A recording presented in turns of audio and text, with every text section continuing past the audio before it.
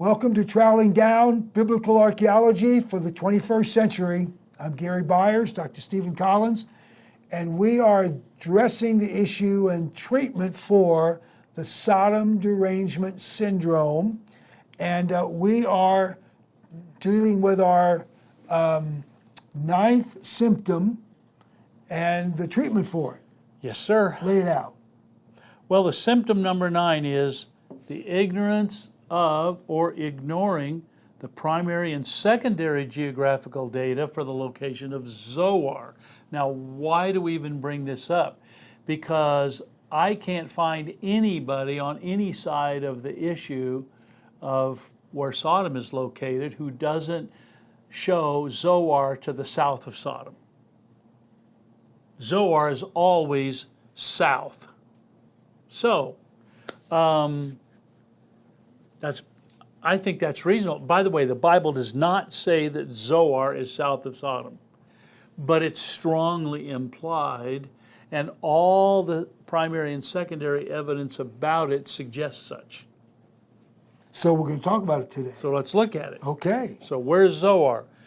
Well, one of the things that we have to take into consideration is who wrote the book of Genesis, or who put that book together from previous sources, and who's most intimately amongst our people, Bible people, who is most intimately knowledgeable about the location of all the stuff in the book of Genesis. I think it'd be Moses. Mm-hmm. Moses is there. He's Johnny on the spot. Mm-hmm. He's been shown things, and one of the things he was shown when he was standing on top of Mount Nebo. God had him up on Mount Nebo, which is right south of Tal Hammam, had him up on Mount Nebo and Mount Pisgah. Pisgah and Nebo are just kind of two humps on the same top of the same mountain. And it says God gave him a panoramic view of all of the tribal allotments, the land that he was going to give to the people of Israel. And he starts under Moses' feet. He's at Pisgah, and he's going to start there, and he's going to go north. And here's what he said. So, and this is Deuteronomy 34, 1-3. So Yahweh showed him the whole land. So let me just read it. The land of Gilead unto Dan. And that was from where he was standing, the land of Gilead going north up to where Dan is. And then he jumps over the river to Naphtali, the land that he would give to Naphtali, and the land of Ephraim and Manasseh. So now he's starting to come down. You get a sense already that this is a counterclockwise panorama from Nebo. East of the Jordan River first. East of Jordan, then going north, over. Jumping over, and coming down the Cisjordan south. So now we got Ephraim, Manasseh, then we're coming south. He says, to all the land of Judah under the western sea, the Mediterranean Sea, and then to the Negev. So now we've gone all the way down to the bottom. And Negev is the Hebrew word for south. Of the south, the promised land. Now, then he's going to do something a little interesting. The next allotment, it says, and the Kikar, have we heard that word before?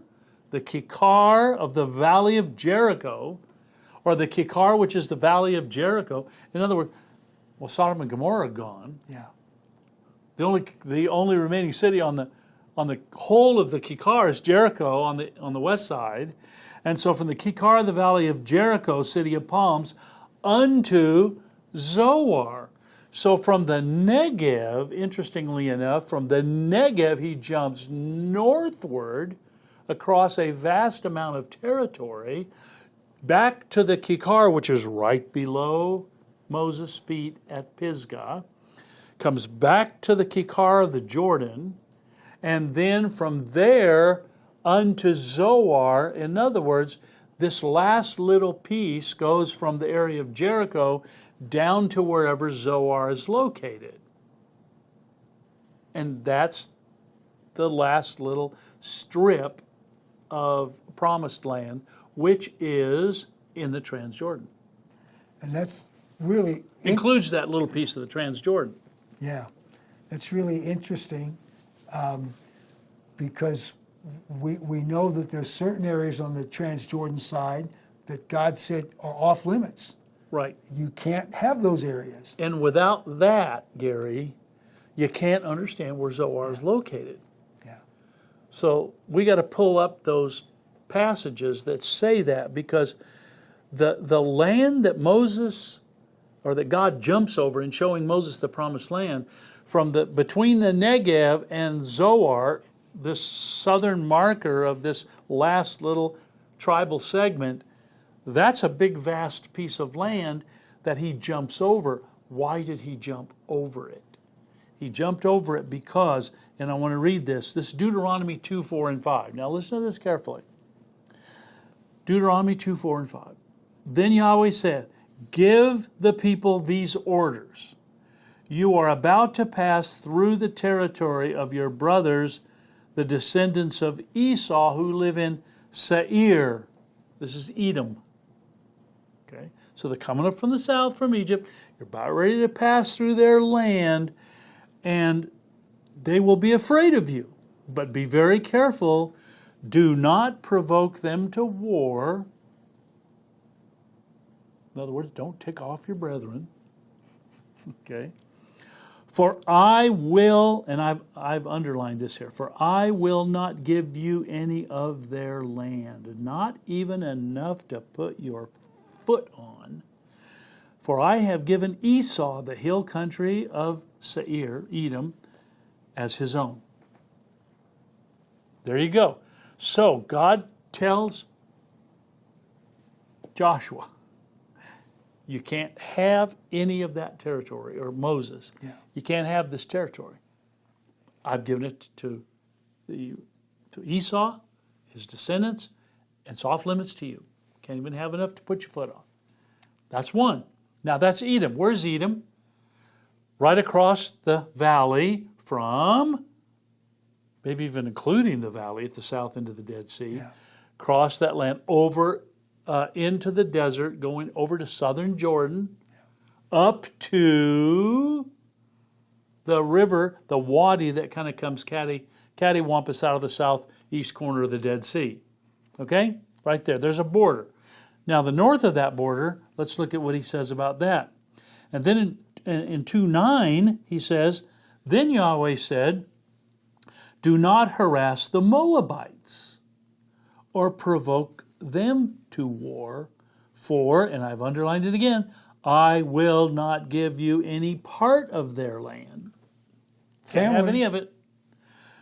I have given that's another name for it, the Moabite lands, to the descendants of Lot as a possession. So Edom is off limits. Going north from there, Moab is off limits. And going north, you go right to where? What's the northern, everybody recognizes it, the northern traditional border of Moab is the Arnon Gorge, modern name the Wadi Mujib. That river is a real border. They call it the Grand Canyon of Jordan. It's a really deep gouge, and it is a border. Not like the Jordan. So, if you look at it now, it's very interesting. The Bible's very clear. Israelites can't have any of the land of Edom, any of the land of Moab, which all family. Which is why God jumped over it, back up to the valley of Jericho unto Zoar. What's the southern border of the Reuben-Gad tribal allotment? The Arnon Gorge. It's the Arnon. Yep. Zoar is at or near the Arnon Gorge, because it's always listed as that little town that is the southern border marker for Reuben-Gad and the northern border marker for Moab. And I go into more detail in the essay. But that's the nuts and bolts of it. You can't have, so where is Zoar on most Bible maps? Zoar on most Bible maps is toward the south end of the Dead Sea, below the Lisan Peninsula, way down there on the border between Moab and Edom. But how can you have the southern border marker for Reuben-Gad tribal allotment on the border between two kingdoms that are completely off limits to the Israelites? You have to process that fact. Okay? So Where is Zoar? Now you also have to understand, the level of the Dead Sea fluctuates radically through antiquity on the basis of climate and climate change. The level of the Dead Sea will go up and down to historic high, down to historic low, as much as 100 to 150 meters. That's a lot. That's a lot of feet. 300, 400 feet up and down through antiquity. Now, watch carefully. Your Bible map that has that little tongue shape right in the middle, you got a northern basin and a southern basin and a little tongue in the middle, that Bible map is at minus 350. 350 meters below sea level. At minus 350 below sea level, that's your Bible map, Dead Sea.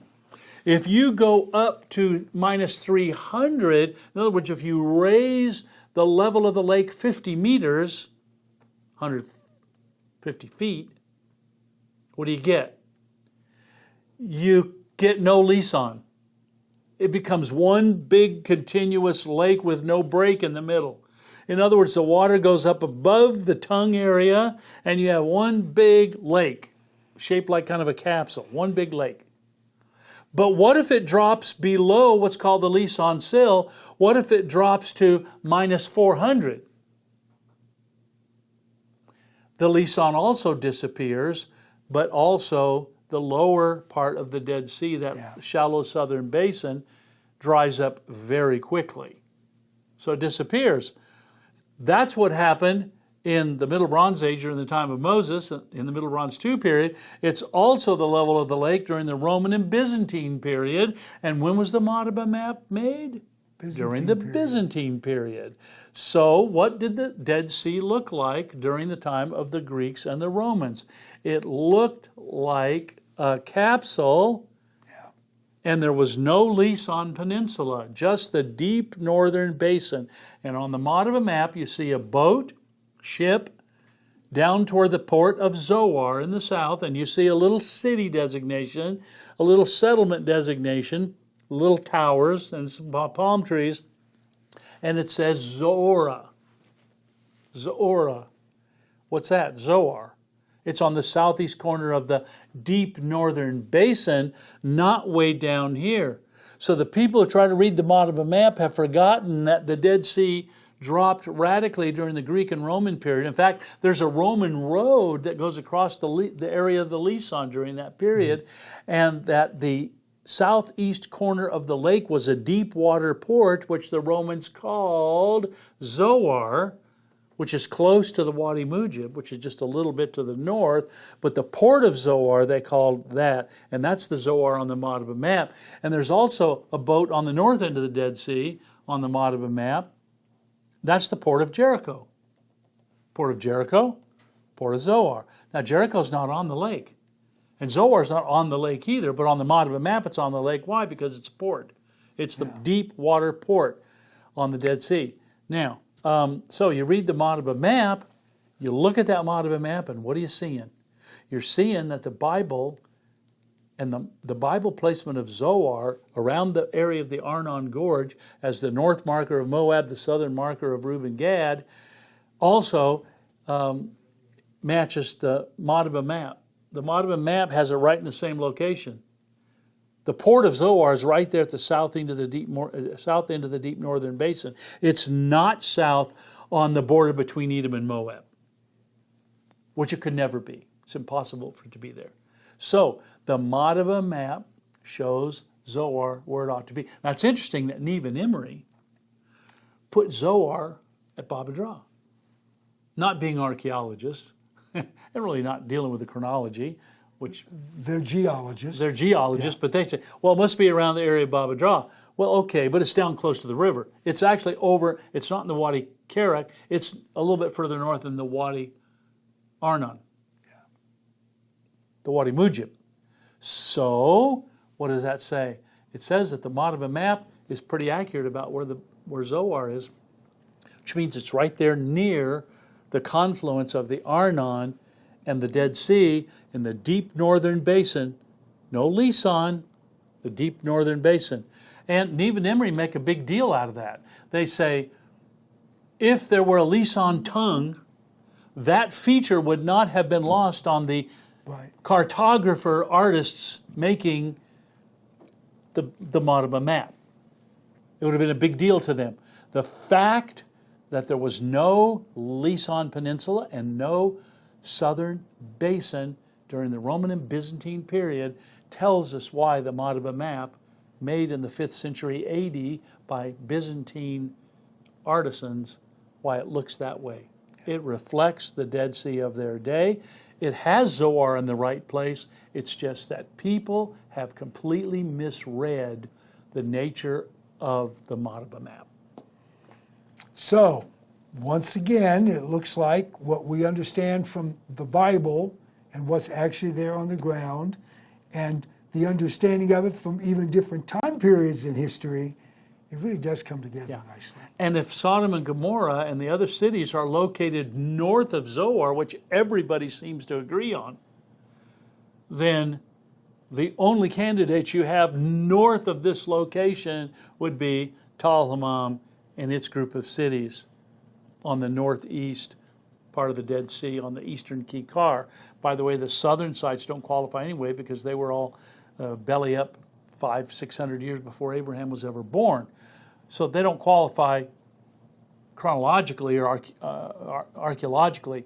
So if you put Zoar in the right place, if you really understand where the Madaba Map puts Zoar, and you put Zoar there, then Sodom's got to be still north of there. Okay, this is understanding ancient maps and understanding geography and understanding the Bible. And the cool thing is our Bible fits with all this stuff. It does connect. And that should give us great hope in understanding history, but also great hope as we deal with everyday life, because the Bible with all these promises is the same Bible with good, accurate history. Thanks for joining us. We got one more Sodom Derangement Syndrome treatment and symptom and treatment coming up next time. See you then.